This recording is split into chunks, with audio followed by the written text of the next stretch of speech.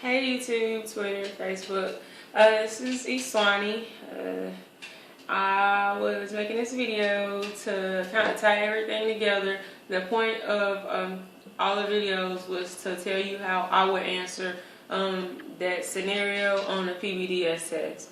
And I'm just giving you the answer now. This video shouldn't take long at all.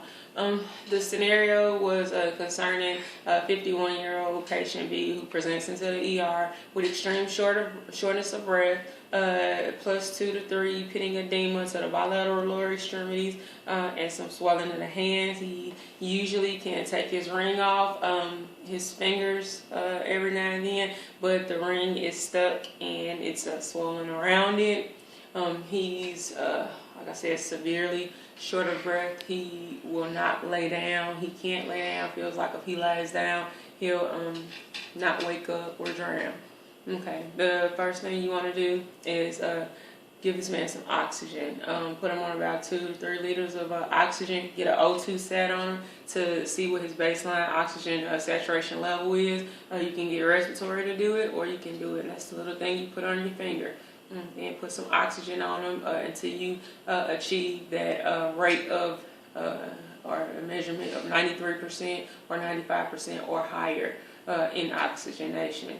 Also, you want to keep the head of the bed 45 degrees or higher, and that's just to optimize his oxygen intake.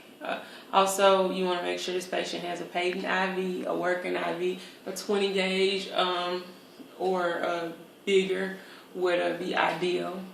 And if the patient asks, you want to tell them if anything happens to the patient, or if anything happens to you where you cannot take medicines by mouth, the next route would be your IV. 2 of them would be great, just in case you have to give any kind of blood products or anything.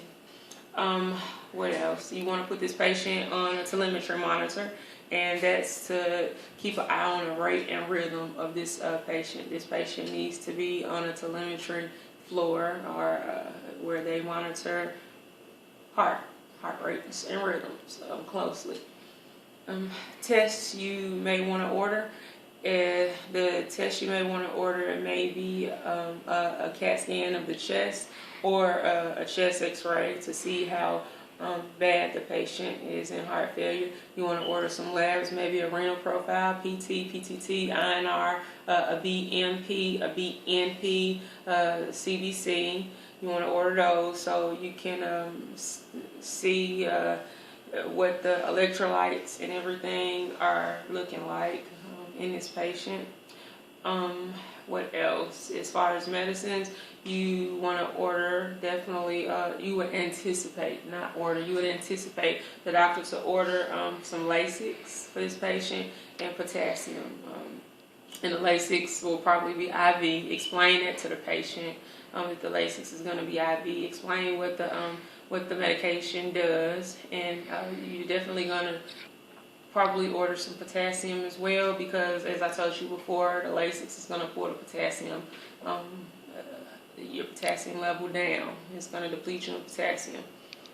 Before you give potassium, that's why we order the labs. You want to see what the baseline potassium is. Normal is 3.5 to 5, so you want to see what it is first before you give it. What else? I think that may be it. Oh, sometimes the doctor will order a blood thinner like Lovenox, heparin, Fragmin, Rixtra, something like that, and that's a little shot that goes in the sub-Q tissue. We usually give it in the belly or to the lateral side, and that's to keep the patient from getting blood clots while they're in the hospital. That's it. That's how I would answer that question. I would also ensure the patient that he or she everything's going to be okay, and calm this patient down. Tell them what you're doing every step of the way and why you're doing it, because they really don't know what's going on unless they're in the medical field themselves, but they don't know what's going on. So make sure you keep your patient informed. If he or she has a wife or husband in the room, you want to keep them informed as well. And I want to say that's it. That's how I would answer the question of a patient being in CHF, coming into the ER with CHF. Another thing you would probably expect the doctor to order would be strict I&Os. You're going to see a lot of urination and the removal of fluid, because there's fluid accumulation all over this person, not only in the legs and the feet. You'll see it in the hands. You'll see it just a generalized edema in some people. And you'll see all of it come off gradually in the course of a day or two. So the doctor wants to know how much fluid is coming off this patient. We call that output. He needs to know if he's given this much Lasix and this person is only putting this much out. We need to know what the problem is if he's not putting the right amount or the expected amount out. So that's the importance of doing I&Os and daily weights. You'll expect maybe a weight loss of a couple pounds overnight on Lasix therapy a couple times a day, IV. So an important part of treating someone in congestive heart failure would be I&Os and daily weights. And the reason I was explaining each one of the interventions to you guys is because on the test, it's a column for the interventions and it's a column for the rationales. And they want both of them. So that's how I would answer the scenario on CHF. Y'all have a good night.